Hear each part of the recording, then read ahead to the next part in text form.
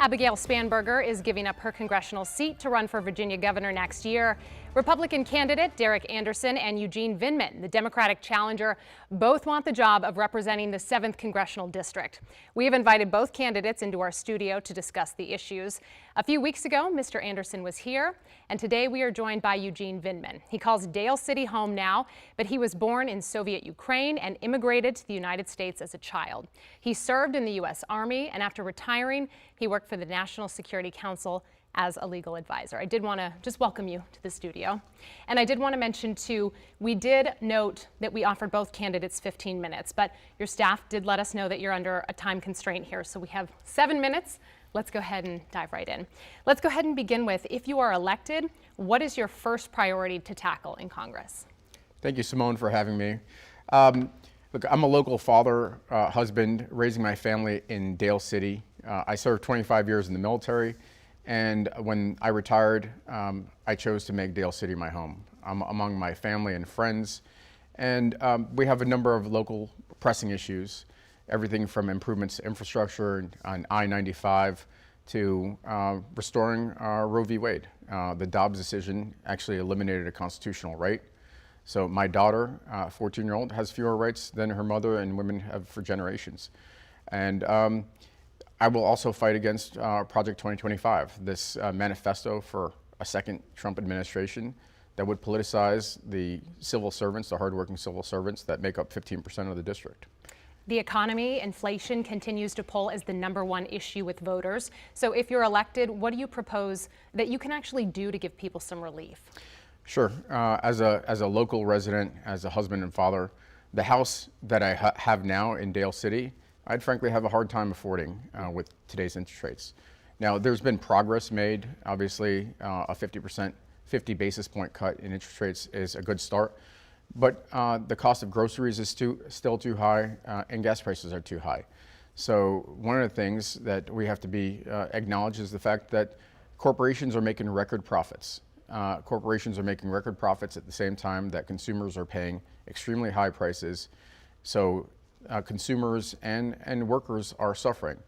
I would fight against corporate greed. I would fight against corporate monopolies, and that's one way to control prices. Abortion rights. Do you support federal action, federal legislation, and in what form? Yeah, absolutely. So as I mentioned, 2 years ago, before Dobbs, a little over 2 years ago, there was a constitutional right which has been removed. Somebody that served 25 years in the military, it doesn't sit well with me that my daughter has fewer rights than women have enjoyed for generations. So I would vote in favor of restoring Roe v. Wade as the law of the land. It's a fundamental health care issue, and it's a right that women deserve. I would restore Roe v. Wade, and I would block any attempt by extremists to impose a national abortion ban.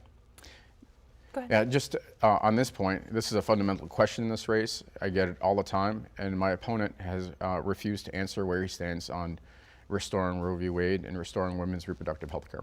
Anderson said when he was on here he would not vote for a federal abortion ban. He supports contraceptives and IVF, just to give some more context to your statement there. I did want to ask, speaking of your opponent, he has been targeting your military rank, saying that you have embellished your title and your combat record. According to your military records, you retired at the rank of lieutenant colonel. However, you did reach the rank of colonel. You didn't serve the 3 years required to officially retire with that title. Now, your campaign has often referred to you as a retired colonel. Have you embellished or misrepresented your military title? Look, my opponent is lying about my military service record, which I'm very proud of, just like he lied about his fake family. And somebody that's going to lie about something as fundamental as whether they're married, whether they have a family, how do you take them at their word when they talk about issues like Project 2025 and abortion? He's lying about my service record because he wants to distract from the real issues in this race, which are, again, abortion and where he stands on Project 2025. And to your point, and his response is that I think you just followed evidence. Look at who he's been funded by. He's been funded by the most radical elements of the Republican Party. He is campaigning with people like Jim Jordan, extremists, Mr. Government Shutdown. And so when he says that, and they've made an investment in him, so when he says that he's not going to vote in favor of Project 2025 or abortion, an abortion ban, I think we just follow the evidence. To clarify, did you retire at the rank of lieutenant colonel? Yes or no? I am a retired colonel, and But there's there's a difference in rank there. So just help me clarify and help me understand, right? So did you retire officially at the rank of lieutenant colonel, even though you hadn't yet hit the requirement for colonel? So Simone, again, my opponent is lying about my record, just like he lied about his fake family. I'm entitled to be called colonel, and that's all there is to it. Okay, what about, as you touched on, you're a decorated veteran. You have a distinguished career. That's not up for debate. But to clarify again, your opponent is attacking your combat record. Did you fight in combat? Well, my answer to that is I deployed to Iraq, a combat zone, and I'm proud of my record. I received hostile fire pay. My opponent, once again, is lying about my record, just like he lied about his fake family, to distract from the real issues in this race. What voters care about, what they care about is high prices, inflation. They care about abortion, restoring access to abortion care.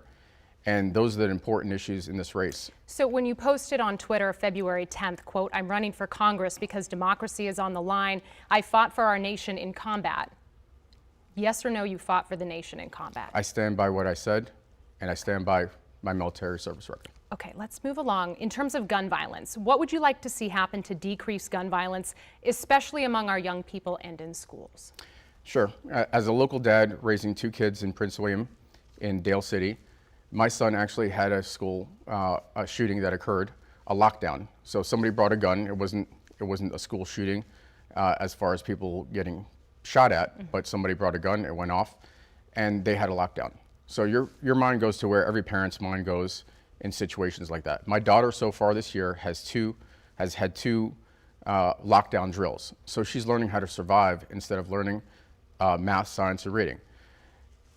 Over 80% of this country supports things like red flag laws, enforcing, closing the gun show loophole, safe storage requirements. These are the common sense policies that I would work with in a bipartisan manner with Democrats, Republicans, and Independents to pass in order to make sure that we keep our kids safe. My motivation comes from my family and my children and keeping them safe. We have been seeing what a tight race this is. Polls have just been neck and neck throughout. If you're talking to an undecided voter, someone who's right on the fence here, what would you say to them?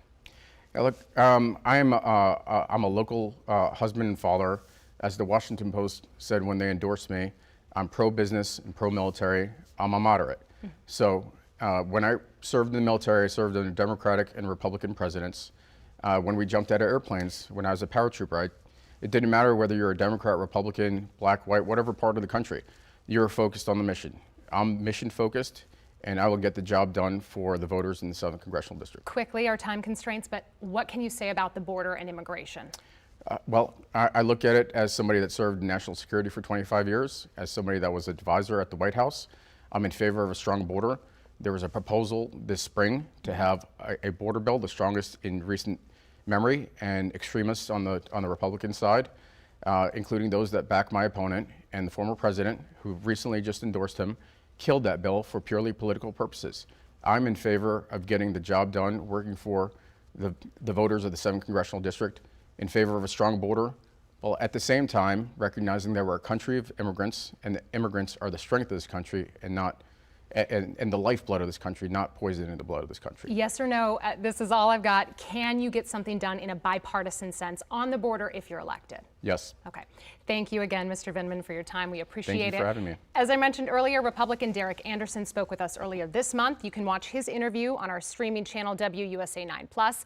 You're going to see it on the watch carousel there at the bottom of your screen, which is also where you will find this discussion with Eugene Vindman.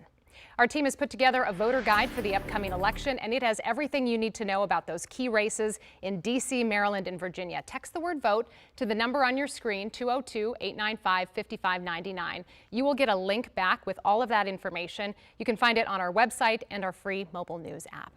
And on election night, WUSA 9 will have in-depth coverage. We'll have all the big races. Join us on our free streaming app, WUSA 9+. We'll be live there at 8 p.m. with election coverage. And our team will be spread out across the region covering the races that impact you. You can download WUSA 9+ for Roku, Apple TV, Fire TV, or wherever you stream.